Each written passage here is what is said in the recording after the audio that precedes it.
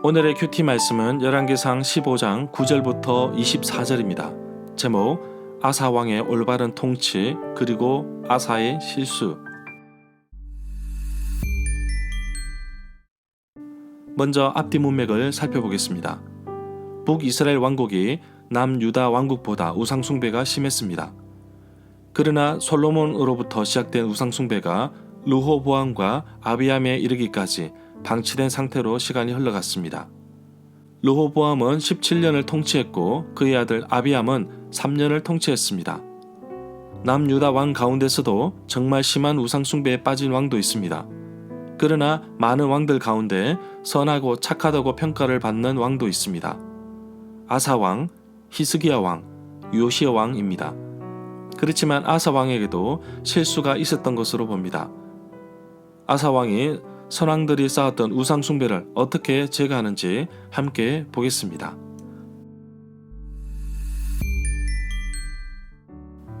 문단을 나눠보겠습니다. 9절부터 15절은 아사의 올바른 통치, 16절부터 24절은 실수하는 아사 왕. 9절에 보면 북왕국 이스라엘에 여로보암이 왕이 있은 지 20년째 아사가 남왕국 유다의 3대 왕이 되었습니다.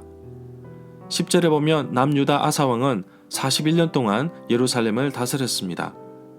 그의 어머니, 할머니의 이름이 마아가인데 아비살롬의 딸이었습니다. 좀 더 연구해 볼 내용이 있습니다. 열왕기상 15장 2절에는 남유다 2대 왕 아비암의 어머니도 마아가이며 아비살롬의 딸이라고 기록되어 있습니다.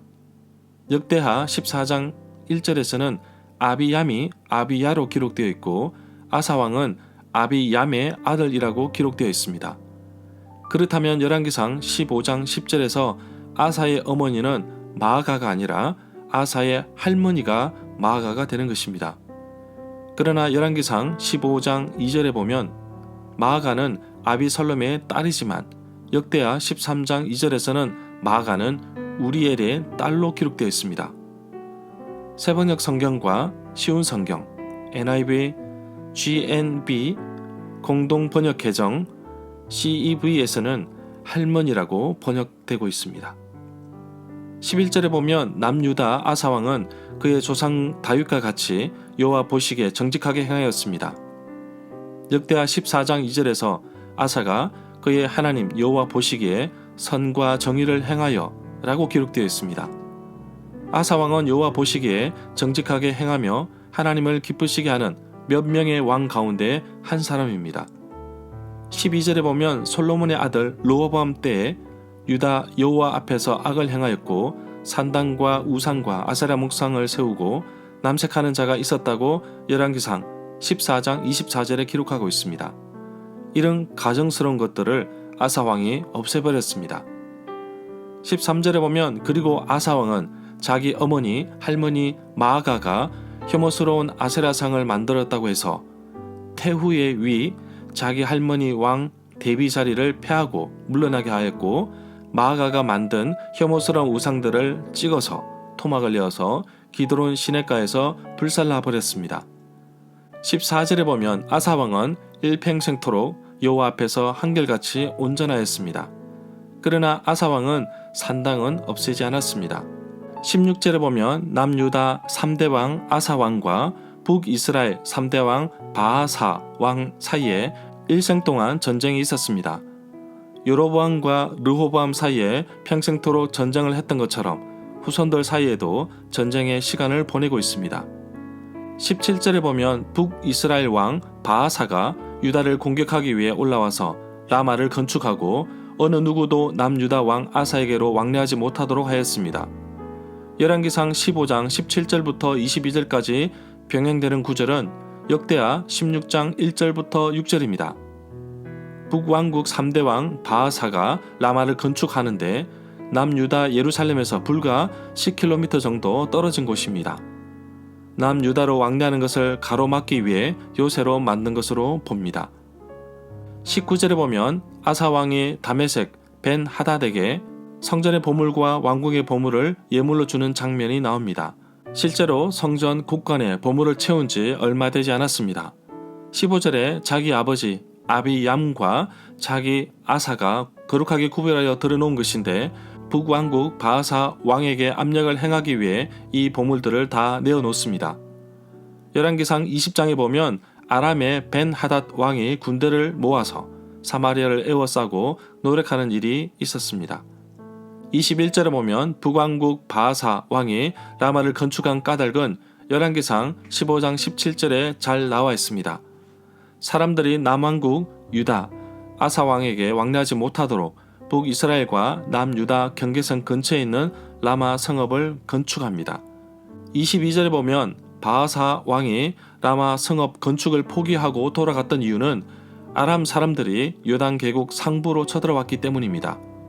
아람 사람들이 북쪽 경계 지역을 황폐하게 만들자 바하사는 라마에서 떠났고 아사 왕은 이 틈을 타서 남유다 북쪽 경계 지역을 확보하려 하였습니다. 23절에 보면 열왕기상 15장 23절부터 24절의 내용과 병행되는 구절은 역대하 16장 11절부터 14절입니다. 24절에 보면 아사 왕이 죽어서 다윗 성에 묻었고 그의 아들 여호사밧이 남유다 4대 왕이 되었습니다.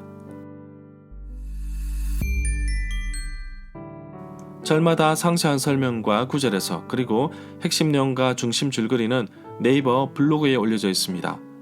내게 주시는 교훈입니다. 왕들의 사적, 행적과 여러가지 사역에 대한 기록들이 유다왕 역대 지략에 나와 있습니다. 후대 저자들은 아사왕을 평가하기를 일평생 동안 여호와 앞에서 온전하였다고 기록하고 있습니다. 그렇다면 나의 아들과 나의 후손들이 나의 신앙을 평가할 때 어떻게 표현하기를 바라고 계십니까? 사람들의 평가도 중요하지만 우리가 신경 써야 할 것은 하나님께서 나를 어떻게 보시는가입니다. 아사왕도 나름대로 힘들고 어려운 일들이 많았습니다. 기존의 권력들과 맞서 싸워 우상을 깨트려야 했기 때문입니다. 비록 힘든 믿음의 발걸음이었지만 후손들은 남유다 왕들 가운데 칭찬받는 몇 안 되는 왕으로 뽑고 있습니다.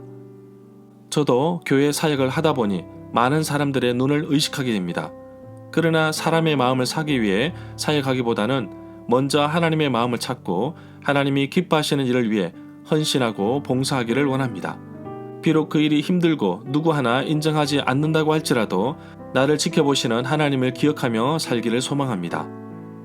아사 왕이 아람 왕에게 힘을 빌려 어려움을 모면하기보다는 그가 믿고 신뢰하는 여호와 하나님을 믿고 의지했어야 했습니다. 그렇지 못한 것이 아사 왕의 실수로 보고 있습니다. 나 자신이 믿고 있는 하나님은 이 세상 그 어느 것보다도 그 어느 누구보다도 능력이 많으시며 동시에 사랑과 은혜가 많으신 분이십니다. 그분이 나의 삶을 이끌기에 나는 지금도 부족함이 없습니다.